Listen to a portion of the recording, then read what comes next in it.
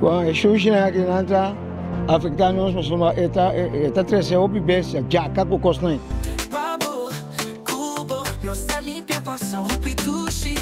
Babo, cubo, unidemang passa tushi e limpi. Aqui na nossa parada em quadro de campanha que nós temos de boa para cubo. Mas nós precisamos vai passar de weekend nós temos aqui na ponena esse sítio estratégico. Por outro lado, muito leu fora de Henena. Então aqui nós temos estudante que nós ilegale storten of ilegale landfill. Agora que nós temos área de barra de steenkoral, nós precisamos pôr a pedra na boca do pueblo, Diamante West. Tá mas nós precisamos fazer começamento.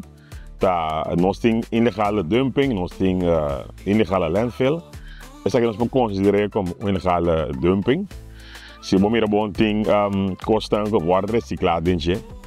Maar mira fichidel, tem compressa no fichidel, nós mira stof também tem algo de alumínio de budget, que bem bota mira se nós vai conscientizar nós na reciclagem, bom por evitar tipo de costas niki. Para meio ambiente é também malo, você botar uma maleza, faz com o sushi de botar uma chaca, botar nhabo, com bestia, culebra, escorpião, então como bem é casa não cerca.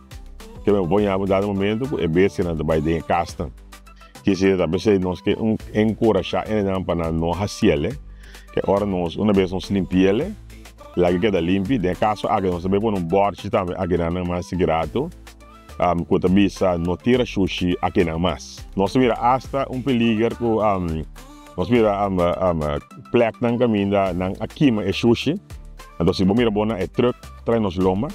Bota mira que hasta uma aqui é truck, também é por a pegar trem de candela.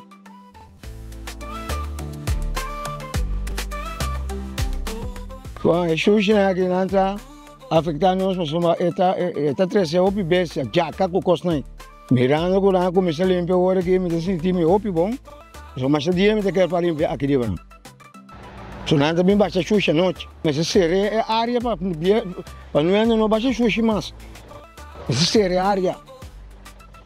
Para tirar que não pode chegar mais para baixar sushi.